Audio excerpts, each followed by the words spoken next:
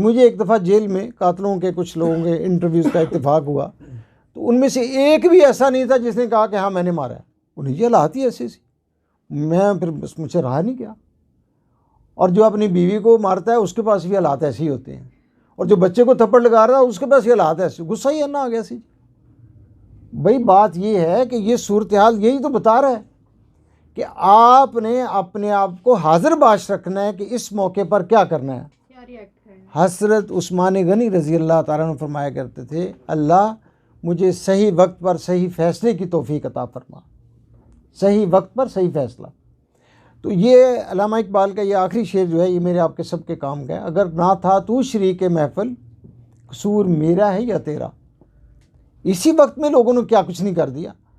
हानीमन ने, एक बंदे ने पूरी साइंस खड़ी कर दी होम्योपैथी।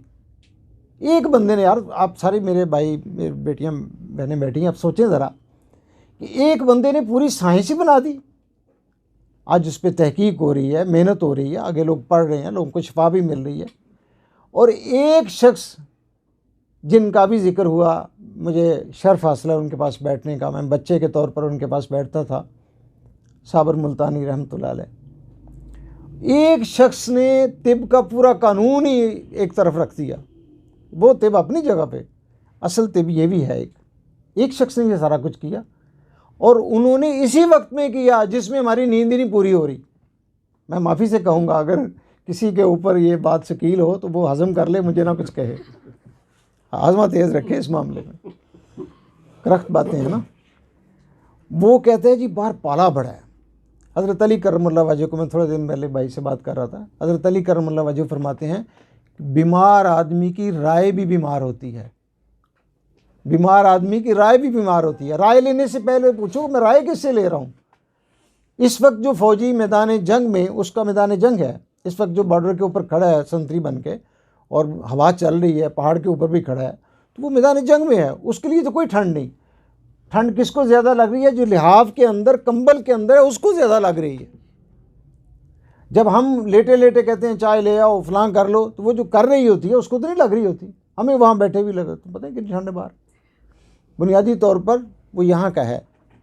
तो अपने ऊपर ये चीज़ तारी कर लें कि इस वक्त का फ़ायदा उठाना है, और जिसने वक्त का फ़ायदा ना उठाया, अल्लामा इकबाल कह रहे हैं, उसको इबरत का ताज़ियाना, फिर लोग उसको देखते हैं। और वो मुझे खुद इत्तेफाक हुआ, एक डिपार्टमेंटल स्टोर के बाहर उनके वालिद का मैं लेक्चर सुनता होता था, उस शख्स के वालिद का। तो जब उन्होंने मेरा सामान मेरी गाड़ी में रखना शुरू किया, तो उसकी शक्ल देख के मैंने कहा कि आप, नाम लिया उसके वालिद का, कि आप उनके बेटे हैं? तो कमर सीधी करके कहने लगा जी मैं उन्हीं का बेटा हूँ। तो मैं, क्या आप ये लोडर यहाँ कर रहे हैं? कहने लगा अब्बा तो बड़े समझाते थे, मैं पढ़ता ही नहीं होता था। अब्बा ने किताबें लिखी, अब्बा का अंदाज़ और ज़िंदगी गुजारने का, बेटे ने नहीं माना तो ना माने। ज़माने ने क्या किया, किसी का राकब, किसी का मरकब, किसी को इबरत का ताज़ियाना। अब्बे की लिखी हुई किताबें, अब्बे की लाइब्रेरी, अब्बा का फलां, उसके किसी काम ना आया, वो तो अपनी, उसको इबरत का ताज़ियाना है, वो जब तक ज़िंदा है लोड उठाएगा, वज़न उठाएगा। तो ये बातें मैं जो कर रहा था वो बुनियादी तौर पर ये हैं कि 24 घंटे हैं, और ये गुफ्तगू के दौरान कम होते जा रहे थे। 1 घंटा गुजरा, एक कम, वो गिरते जा रहे हैं। अब एक आदमी कहे कि मेरी तो टाइम से बरकत नहीं रही। अल्लाह इंसाफ वाला है, अदल वाला है। जो मुकम्मल तौर पर फातिरुल अकल है उसको भी अल्लाह ने 24 घंटे दिए हैं। जो अकल का बादशाह है उसको भी 24 घंटे दिए हैं। अब फ़ायदा उठाने का अपना अपना अंदाज है। मैंने ये भी अर्ज़ किया है कि चंद लोगों का नाम लूँगा कि आप हैरान होंगे कि इन लोगों ने पूरी पूरी साइंस बना दी इन्हीं 24 घंटों के अंदर, और हम अभी वो किताबें पढ़ भी नहीं सके। मैं एक बात आपकी वो ज़रा समझने के लिए, इमाम तैमा रहमतुल्लाह अलैह जब उनका आखिरी वक्त आया तो अपने करीबी शागिर्दों को बुलाया और कहने लगे मेरी एक ख्वाहिश है, वसीयत भी है और ख्वाहिश भी है। वो ये है कि जब मेरा गुस्ल का पानी, आखिरी पानी, जब मेरा आखिरी गुस्ल का वक्त आए तो मेरे लिए जो पानी गर्म करना है वो पता क्या करना। मैं जहाँ बैठ के हदीस की किताबें लिखा करता था, तफसीर लिखा करता था, तो मैं कलम बनाया करता था चाकू से, वो कलम तराश। अब तो वो ज़माना मॉडर्न आ गया, उस वक्त कलम घड़ते थे, आपको थोड़ा बहुत पता ही है। वो कलम घड़ने से जो उसका ज़ीरा सा गिरता था ना, वो कलम का, उसको स्याही लगी होती थी और हदीस लिखता था मैं। तो मेरे घर के पीछे जो कमरा है वो पूरा भरा हुआ है बुरादे से। मेरी ख्वाहिश है कि मेरे लिए आखिरी गुस्ल का पानी उस बुरादे से गर्म किया जाए। कितना लिखा होगा कि बुरादा कमरा भर गया, कितना लिखा होगा। और ये कल की बात है, सैयद मौदूदी, उनके बारे में एक रहमतुल्लाह अलैह, उनके बारे में प्रोग्राम टीवी में आया, मैं देख रहा था, सुना मैंने। उन्होंने लिखा है, टीवी वाले बता रहे थे कि उन्होंने जितना लिखा है उनकी पूरी ज़िंदगी के ऊपर अगर लिखा जाए तो 76 से 80 सफ़े रोज़ाना बनते हैं। 76 से 80 सफ़े रोज़ाना बनते हैं। कब लिखते थे? 32-35 साल ज़िंदगी के इशा के बाद सुबह तक बैठ के लिखते रहे। ये हमारे अपने बड़े इमाम आज़म इमाम अबू हनीफा रहमतुल्लाह अलैह कहते हैं कि इशा के बाद बैठते थे और सुबह हो जाती थी, पता नहीं होता था। तो ये ऐसे अगर समझ ना आ रही हो तो आज के मॉडर्न के दौर में समझना और ही आसान हो गया। अब जो लोग नेट पर रात सारी ये हरकत करते हैं, उनको कब नींद आती है? उनको ना भूख लगती है, नींद आती है। क्यों नहीं आती? प्रैक्टिकल की बात है कि जहन के ऊपर कुछ चीज़ सवार है। इन लोगों ने अपने जहन के ऊपर सवार कर लिया कि हमने इसी दौर में ये सारा कुछ करना है, इसी 24 घंटे में करना है। ये तो थी वक्त की बात। अब इसकी मैनेजमेंट कर लेते हैं। 4-5 पॉइंट हैं, उसके बाद मैं आपको तंग नहीं करता। नहीं हमें अच्छा लग रहा है। पहला पॉइंट ये है, वक्त बचाने का सबसे पहला तरीका है कि अपने घर से उसका आगाज़ करें। एक जगह मेरा ख़वातीन में एक लेक्चर था, तो मैंने हाथ खड़े करवाए तो सारी फेल हो गई। मैंने उन्हें पूछा कि आप अपने घर में बैठ के बता सकते हैं कि कोई चीज़ कहाँ है? किसी ने नहीं ये काम किया होता। कोई चीज़ कहाँ है? मिसाल के तौर पर पेटी है घर की, मैं सादा सी देहाती मिसालें और अपनी शकील बातें भी होंगी, दूसरी भी होंगी। पेटी है तो पेटी में फ़लाँ तरह का जो बिस्तर है वो कहाँ है ये नहीं पता। पहले ये खोलो, फिर ट्रंक खोलो, फिर खोलो। 1 घंटा हो जो है, अभी तक मियाँ साहब ने सर नीचे किया और बीवी के रहमो करम पर अगर वो ऊपर से छोड़ दे तो बस शहादत की खबर आई कि आई। अब वो तौलिया, वो रुमाल, वो तकिया, वो नहीं मिल रहा।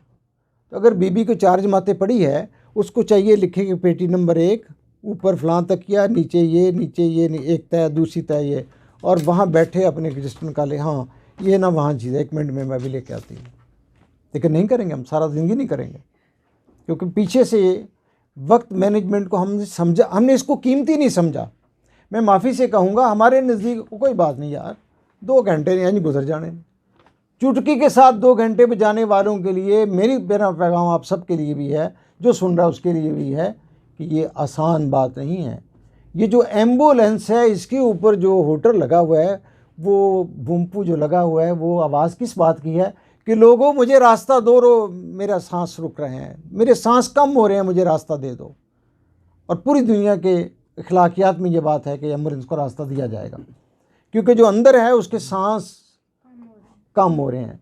अल्लाह के नज़दीक ये ज़िंदगी कितनी कीमती है कि अल्लाह इसे सांसों से नाप रहे हैं। और मैं आप गुफ्तगू, हम रूटीन की गुफ्तगू करते हैं, मैं उत्थे पहुंचा 3-4 साल है होंगे, उन्हें 15-20 सांस ले होंगे। और अगर कोई ख़तरनाक सूरत हाल हो, आप अतिब्बा हैं माशाल्लाह, तो वो कहते हैं बस चंद सांसों की बात है। अब सांस से गिन रहे हैं ज़िंदगी को, जिसको मैं सेकंड, मिनट और घंटा और फिर दिन और साल गिन रहा हूँ, वो सांसों से चल रही है। हर एक सांस के बाद हमारी टोटल ज़िंदगी में एक सांस कम हो रहा है। और आप खुद देख लें कि इन सांसों के साथ गुजरने वाली ज़िंदगी, हम 2 घंटे के बारे में कहते हैं वो है, मैं गया तो है, 2-3 घंटे की तो बात ही कोई नहीं। किस कदर ख़तरनाक काम है हमारा। हमने अपनी असल ज़र को हाथ लगाया हुआ है। हम वो दुकानदार हैं जिन्होंने अपने असल ज़र को, रासुल माल को हाथ लगा लिया है। अगर आप में से कोई स्टोर वगैरह या दीगर या आने जाने का दोस्तों से आप पूछें, उस आदमी का हाल पूछें जिसकी दुकान में रास खाई जा रही हो, उसको नींद नहीं आती। वो कभी किसी से मशवरा करेगा, कभी किसी से मशवरा करेगा। वो पूछेगा यार इन हालात में मैं क्या करूं, क्या माल रखूं, मैं किस तरह, कितने बजे दुकान खोलूं, मुलाजिम बदल दूं, मैं अपना टाइमिंग बदल दूं, क्या करूं। उसके अंदर एक चीज़ सवार हो जाएगी कि मैं रासुल माल खा रहा हूँ, मैं अपनी रास खा रहा हूँ। हम सारे ही अपनी रास खा रहे हैं। और रास क्या है? वही 24 घंटे, वही पूरी ज़िंदगी। आज का दिन डायरी का अगर 365 सफ़ों की एक डायरी लें, मैंने रखी हुई है, मुझे तो पता है 365 दिन सफ़े की एक डायरी है, तो आज का सफ़ा आपने पलट दिया, अब कल की बात करो भाई। ना था अगर तू श्री के महफिल, वो तो कह रहे हैं कि तू अगर आया ही नहीं तो मेरा क्या कसूर है, मेरा आज का दिन ख़त्म हो गया भाई, तुम्हारे 24 रुपये ख़त्म हो गए, ना खर्च करे तब भी ख़त्म हो गए, कर लोगे तब भी ख़त्म हो गए। अगर कोई शख्स ये समझे कि इस तरह के कल और मिल जाने हैं, तो ये ज़िंदगी की सबसे बड़ी भूल है, और ये इब्लीस की भूल है, ये शैतान की भूल है, और ये खुद हमारे नफ्स की भूल है कि कोई बात नहीं, बड़ा टाइम है अभी। यही सबसे बड़ी भूल है जिसकी वजह से तो मैनेजमेंट का पहला उसूल ये है कि अपने दोस्त बदलें। वो दोस्त जो वक्त ज़ाया करते हैं उनकी फहरिस्त आपके पास होनी चाहिए। उनको पाबंद करें कि वक्त लेके आएँ, वक्त गुजारें और चले जाएं। मेरे पास बीसियों दफ़ा ऐसे होता है कि बैठे होते हैं साथी, मैं उन्हें कहता हूँ, मैं अपनी इसलिए बात कर रहा हूँ कि जो बीती है वो करनी चाहिए ना, ज़्यादा आसान है। मैं कहता हूँ कि मेरे पास 20 मिनट है, आपने जो बात करनी है कर लें। कहते मैं तो अजय आए ही हैं। मैं कहा मेरा आपका टाइम 2 बजे का तय था, अब 2:30 बजे घर से आए हैं, तो मेरा आधा घंटा तो ना खाएं, अब अपने घर जाएँ। नहीं फिर मैं कब आऊँ? मैंने कहा फिर मैं डायरी देख के बताता हूँ, फिर किस दिन आ जाएँ। अभी एक परसों काफ़ी पढ़े लिखे लोग हैं, PhD से भी ज़्यादा कुछ पढ़ जाते हैं, तो वो मुझे कहने लगे वो तो ना गल करनी सी। मैं कहा मेरा आपका टाइम पीर की रात का है, आज संडे है, ये पीछे मैंने कहा संडे है, मेरी तो आपका पीर नहीं, वो भी एक पॉइंट था बीच में। मैं कहा कल इस तरह मैं यहाँ इनके पास खड़ा हूँ, ये इनको रुखसत कर रहा हूँ, तो वो आप जब इस तरह के हो जाएंगे इंशाअल्लाह, कोई बदले ना बदले मैं तो बदल जाऊँगा। और आपका टाइम ज़्यादा कीमती है। आप नब्ज़ देखते हैं, नब्ज़ की एक धड़कन आपको कहीं का कहीं ले जाती है, आप फैसला कर लेते हैं कि ये नब्ज़ वो नहीं, ये वो है। तो वो शख्स हिकमत का पहला उसूल ये सीख लें कि आपने टाइम मैनेजमेंट करनी है। उसमें यह है कि मेरे पास वक्त कितना है, एक ही मरीज़ पर कितना वक्त लगाना है, ये सब पे लगाना है, ये घर वालों का हक़ भी अदा करना है, फ़लाँ भी है, सारे हुकूक बीच में है। हुकूक और फ़राइज़ के अंदर आपने अपने सारा काम करना है। दूसरी बात जो है, इसके बाद दोस्तों को आप कायल करें और ख़ुद भी आप वक्त पर पाबंद हों और कोशिश करें कि जो टाइम तय हो गया उसका मतलब। मुझे अक्सर एक दोस्त ने एक सवाल किया, इस तरह सवाल में कहने लगे जी वो 15-20 मिनट फिर होते थले हो ही जाते हैं। मैं क्या दानेदार से बताओ, किसी की माँ का जनाजा है यार, इससे बढ़कर तो कोई नहीं ना। बाप से तो फिर भी लोग कोई रिलैक्स हो जाते हैं, माँ को नहीं, माँ के लिए तो बड़ी जज्बाती कैफियत। किसी माँ का जनाजा है, किसी की माँ का, और एयरपोर्ट से वो आ रहा है, लोग कब्र के सराहने खड़े हैं और कहते हैं पता नहीं कितनी देर लग जाए। चलो यार, फटे रख दिए ऊपर, अब वो दुआ हो रही है और से वो आ गया, 20 मिनट लेट पहुंचा है। आप में से कोई मुझे कायल कर ले कि अब क्या किया जाए, शरअ क्या कहती है और क्या किया जाए। 20 मिनट लेट आने से पूरी ज़िंदगी अपने जनने वाली का चेहरा नहीं वो देख सका, अब तस्वीरों में देखेगा। आधा घंटा लेट होने से अपने प्यारे के जनाजे में नहीं पहुंच सका, बस यार आधा घंटा लेट आया, मैं थिलारियटे पहुंचा, जनाजा हो गया। तो ये आधे घंटे की कोई हैसियत नहीं है। आपके पास बोर्डिंग कार्ड है, PIA का सारा कुछ, आप जहाज़ में खड़े हैं, जाने वाले हैं, लेकिन आप वहाँ किसी उस आप स्टेटस से हट गए हैं, किसी और काम में लग गए हैं, तो पता चला कि जहाज़ तो उड़ गया है, उन्होंने आपका इंतज़ार नहीं किया। ट्रेन पे आप लेट पहुँचे हैं, कोई कोच है, कोई आपका तय है, वो चल पड़ी, आप रह गए। अब ये बातें ऐसी हैं जो आप सबको और मुझे पता है। अब मैंने अभी जो किया है, फ़र्ज़ नमाज से बढ़कर कोई किसी बंदा मोमिन मुसलमान के लिए इससे बढ़कर कोई बात है कि अल्लाह का पुकारा आ चुका है, उसका हुक्म हो चुका है, और ये कह रहा है मैं बस अभी आया, मैं ये कर लूँ वो कर लूँ। और 70 नमाज़ों का सवाब इस वजह से चला गया कि कोई इसका जूता नहीं मिल रहा था, मुकर्रर जगह पर नहीं रखा हुआ था, तौलिया नहीं मिल रहा था, बच्चे खेल रहे थे उधर, घोड़ा घोड़ा तो वो कहीं ले गए। मुकर्रर जगह पर चीज़ें रखना सीखें, हर चीज़ के लिए एक जगह, हर चीज़ के लिए एक जगह, हर चीज़ अपनी जगह पर। ये फार्मूला मैंने अपने बच्चों को लिख के याद कराया था, हर चीज़ के लिए एक जगह, हर चीज़ अपनी जगह पर। अब ये नहीं है कि गाड़ी में कोई, ये मोटरसाइकिल में कोई प्रॉब्लम हुआ है तो पेचकस लिया और वो ठीक किया, वहीं फेंक कर चले गए। नहीं, अब ये एक पूरा काम है अगला कि इसको वहाँ रख कर आएँ। स्टेथोस्कोप की एक मुकर्रर जगह है, लाइट चली गई है, बिल्कुल गोपन दे रहा हो गया, आप मुकर्रर जगह पर हाथ डालें, आपके हाथ में स्टेथोस्कोप आनी चाहिए, पेन आपका आपके हाथ में आना चाहिए। वो साल हर साल इस रूटीन को कभी ना बदलें। पहली बात तो ये थी कोई चीज़ कहाँ है, वो भी एक फहरिस्त बनाएं, कोई चीज़ कहाँ है आपको पता होना चाहिए। आप यहाँ बैठे अपनी वो, अब तो कंप्यूटर का दौर हो गया, मैं देसी ज़माने की बात कर रहा हूँ कि कोई चीज़ कहाँ है, आप देखें फ़लाँ चीज़ अजय है, ये फ़लाँ अलमारी में, फ़लाँ सफ़ा है, फ़लाँ जगह, एक एक चीज़ का पता होना चाहिए। और आपका टाइम अगर बचता है तो इन चीज़ों से बचता है।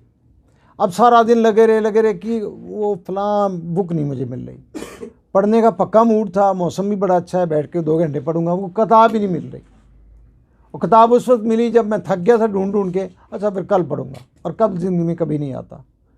तो मिस मैनेजमेंट यहाँ से शुरू हो गई कि मुकर्रर जगह पर कोई चीज़ नहीं मैंने रखी थी और उसका मैंने अहमियत ही नहीं समझी। टाइम बचाने के ये 3-4 गुर जो हैं, इनको अगर अपना लें और उसके बाद हर चीज़ के लिए एक जगह।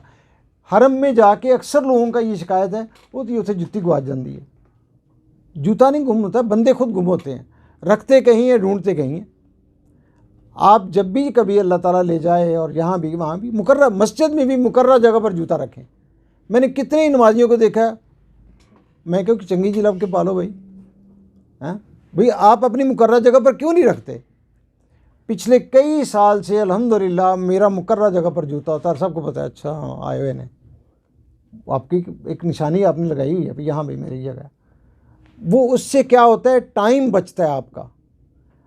इस छोटे छोटे टाइम, इस छोटे छोटे 10-10 रुपये करके 24 बनने हैं ना, तो 24 के कितने पैकेट होंगे, तो 7 पैकेट होंगे तो हफ्ता बनेगा। फिर आप इनको कर लें 365 दिन।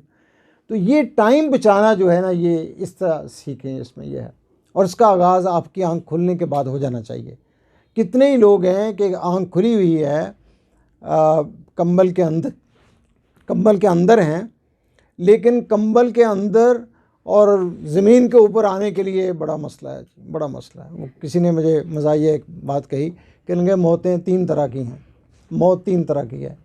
एक तभी मौत है, वो तो बंदा, एक हादसाती मौत है, और तीसरी मौत है कंबल से बाहर आते वक्त जो पड़ती है। वो कंबल से बाहर आते वक्त जो मौत है, वो भी एक मौत ही होती है कि अच्छा बड़ी ठंड है बाहर। भाई कोई ठंड नहीं, आप निकल आएंगे तो कोई ठंड नहीं, वरना तो इधर ही आप सारा दिन पड़े रहें। ये टाइम मैनेजमेंट का पहला उसूल है कि एक काम ख़त्म हो और दूसरे का टाइम शुरू हो गया। ये मैं तीसरी बात कर रहा हूँ। ये एक वक्त का काम ख़त्म हुआ, अब दूसरा शुरू। एक बीच में बात आ गई, सुल्तानुल आरिफीन सुल्तान बाहू रहमतुल्लाह अलैह, उनके पास रोज़ाना ही लोग आते थे, मंडी लगी रहती थी, अल्लाह वालों के पास आती है। वो आए और एक साथी काफ़ी दिन से आ रहा था, उसने कभी कोई सवाल नहीं किया। तो पूछा कि क्या बात है, आप आते हो और सवाल भी नहीं करते, तो मसला क्या है आपका। उन्होंने कहा कि मैं खालिक को पाना चाहता हूँ। मेरा मसला क्या है, मैं खालिक को पाना चाहता हूँ। हिकमत की बात की, एक इतने से जुमले में बात पूरी कर दी। फरमाया मखलूक में ढूंढो। क्या फरमाया, मखलूक में ढूंढो। वो सुन के ना तो बैठ गया, मेरी तरह का हकीम था ना, बैठ गया। आपने उसे दोनों बाजुओं से उठाया, कहा जाओ फिर, इसके बाद बैठने का वक्त नहीं है। क्या करना चाहते हो, खालिक को पाना चाहता हूं। तो फरमाया मखलूक में जाके ढूंढो, और वो बैठ गया। इसके बाद बैठने का तो टाइम ख़त्म हो गया। हमारे अंदर सबसे बड़ी खामी यही है कि हम असल बात सीखने के बाद हमारे पास बड़ा टाइम है फिर उस पर तबसरे के लिए, उस पर बातों के लिए। मिसाल के तौर पर मैं एक घरेलू सी बात करने लगा हूँ, लेक्चर जो ही समझ लें इसको, नसीहत की बातें हैं जो मुझे पता है। मेहमान आने से पहले हमारे ऊपर एक ख़ास कैफियत तारी होती है। जो ही मेहमान आया, फिर एक हटो बचो है। मेहमान जाने के बाद फिर हम कुछ नहीं करते, फिर उसकी बदखोइयाँ करनी है, चुगली करनी, ताकि उसको सवाब जो दिया है खाने पीने का वो भी हमारे खाते से निकल जाए। इब्लीस कहता है कि अच्छा इन्होंने अल्लाह के लिए खिलाया, अल्लाह के लिए पिलाया, तो चलो जो कुछ खिलाया पिलाया वो नेकियां तो लिखी गई हैं, मैं भी अपना काम करके यहाँ से जाता हूँ। फ़ौरन हम उसके बाद, हालांकि अगर हम वक्त बचाना चाहते हैं तो उसके फ़ौरन बाद हम अपने अगले काम में चले जाएँ। उसका अगला काम जो है बीसीओ काम है, उन पर हम तबसरा ना करें। इस तरह हमारी क्लास है, क्लास ख़त्म हुई, अच्छा जी मैं तो चलता हूँ। अब देखेंगे 2-3 दोस्त ऐसे होंगे जो मगरब तब की आखिर तक यहाँ रहेंगे। ओ चलो करो निकले हैं उन खैर। घर वाली उधर बैठी इंतज़ार कर रही हो कि फ़लाँ काम, या मरीज़ बैठे इंतज़ार कर रहे हैं, लेकिन वो उन करो निकले जो हैं। मैं घर से निकले हो तो अगले प्रोग्राम का अगर आपके जहन में होगा तो आप उस टाइम को ज़ाया नहीं करेंगे। आपको उससे ज़्यादा तरजीह आप किसको दे रहे हैं।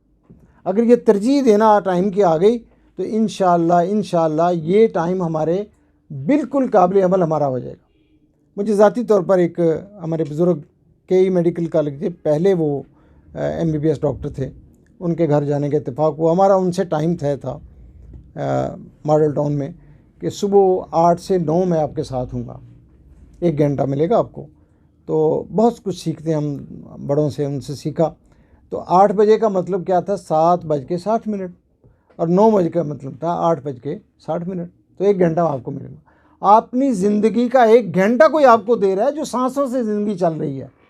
ये एहसान माने, बहुत बड़ी बात है। टाइम ही तो सारा कुछ है। अब जब उनके घर पहुँचे तो उनके घर के गिर्द घूमते घामते पता ही ना चले कि ये है कि वो है।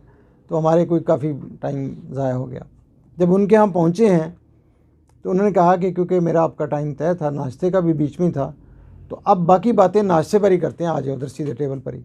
टेबल पर बैठ के बातें शुरू हो गई। तो 9 बजे कहते हैं फ़ी अमानिल्लाह, मैं चलता हूँ, घर वाले बर्तन उठा लेंगे। लो जी, हम धरे रह गए वहीं। ना उनको ये कहने, उन्होंने कहा था कि 9 बजे का मतलब 9 बजे है। तो ये बात है कि अगर उन्होंने हमारे साथ ऐसा किया ना, आइंदा मैंने कईयों के साथ ऐसे किया, मैंने भी कईयों के साथ फिर ऐसे किया कि मेरा आपका टाइम ये तय था, अब ख़त्म हो गया जी।